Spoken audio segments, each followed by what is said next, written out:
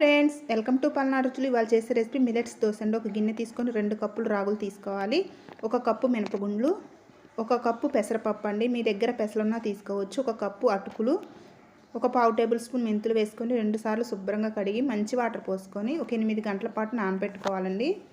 8 గంటల తర్వాత చక్కగా ఇలా నానాయి. ఇప్పుడు మనం వీటిని మిక్సీ జార్లో వేసుకొని మిక్సీ వేసుకుందాం.